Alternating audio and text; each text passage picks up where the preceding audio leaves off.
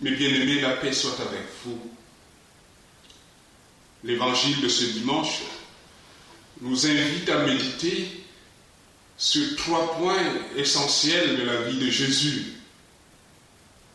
Son courage, sa non-violence et ses exigences radicales pour ceux qui veulent le suivre.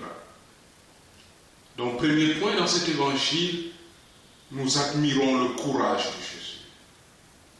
Saint Luc nous dit qu'il prend avec courage le chemin vers Jérusalem. Il durcit son visage et il prend la route vers Jérusalem parce qu'il sait que c'est là que se joue son combat final contre le mal et contre la mort, tout ce qui détruit l'homme.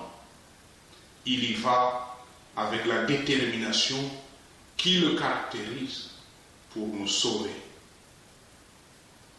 Mes frères et sœurs, c'est le moment pour nous de penser à nos difficultés, à nos souffrances, à tout ce qui nous accable. Cet évangile nous dit donc que Jésus ne nous abandonne pas dans nos souffrances. Il est devant nous, il est avec nous pour nous aider, pour nous soutenir. Grâce à lui, nous pouvons tenir bon dans la fidélité qu'il réclame de nous. Nous pouvons tenir bon dans les épreuves. Le deuxième point que nous admirons en Jésus aujourd'hui, c'est sa non-violence. Pour aller à Jérusalem, il fallait traverser un village samaritain. Et du coup, on refuse de les accueillir, tout simplement parce qu'ils sont juifs. Voilà un point. Ça nous montre que le refus de l'étranger ne date pas d'aujourd'hui. Jean et Jacques, ses disciples, lui proposent donc une solution forte. Seigneur, envoie du ciel, ordonne que le feu vienne du ciel pour détruire ce village. La tentation, mes frères et sœurs, de la vengeance. La réponse de Jésus nous montre que pour nous chrétiens, la vengeance ne doit pas être dans notre registre de vie, ni le refus de l'étranger. Jésus, par sa réaction, nous montre un autre visage de Dieu, le vrai visage. Dieu nous a créés libres et il respecte cette liberté jusqu'au bout. Il ne s'impose pas à ceux qui ne veulent pas l'accueillir. Jésus propose tout simplement à ses disciples de partir ailleurs. Jésus n'est pas venu s'imposer. Il est venu proposer l'amour de Dieu à l'humanité. Il n'est pas venu détruire le pécheur. Il est venu l'aimer et le sauver. À nous de saisir la main du Christ.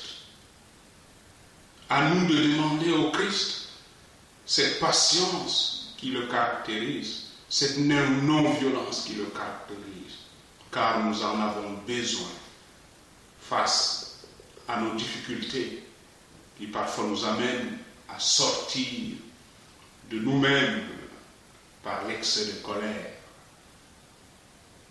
Un troisième point de cet évangile, c'est Jésus comme l'homme des exigences radicales.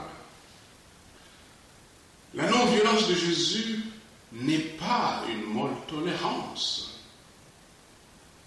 Il sait qu'il y a une frontière à faire entre le mal et le bien. Il sait où mettre la priorité. Il y a un monsieur généreux qui lui dit « Seigneur, je veux te suivre, mais laisse-moi d'abord aller enterrer mon père. » Voilà, Jésus lui dit « Laisse les morts enterrer leurs morts et toi va annoncer l'évangile aux vivants. » Jésus ne dit pas qu'il ne faut pas enterrer ses parents. C'est une manière pour Jésus de parler. il pousse le bouchon très loin pour nous amener à attirer notre attention sur l'essentiel. Où est la priorité? La priorité, Jésus nous dit, c'est l'annonce de l'évangile aux vivants. C'est un clin d'œil pour nous dire aussi que nous devons nous occuper de nos parents, surtout quand ils sont vivants. Un autre lui dit, voilà, je veux te suivre, mais laisse-moi d'abord aller dire mes adieux à mes parents. Jésus lui dit, qui met la main à la charrue et regarde en arrière, n'est pas digne de moi. La priorité, c'est l'évangile, c'est suivre le Christ. Pour le Christ, on doit choisir et laisser tout ce qui n'est pas essentiel, tout ce qui nous détourne de Jésus. Suivre Jésus, mes frères et sœurs, c'est la vie, c'est la paix, c'est la joie. Suivons-le dans la sainteté véritable. Je voudrais marcher aux côtés de mon Seigneur, sur le chemin qui mène à Dieu. Rien ne pourra m'empêcher, et j'irai jusqu'au bout. C'est le chemin de la vie, c'est le chemin du Seigneur.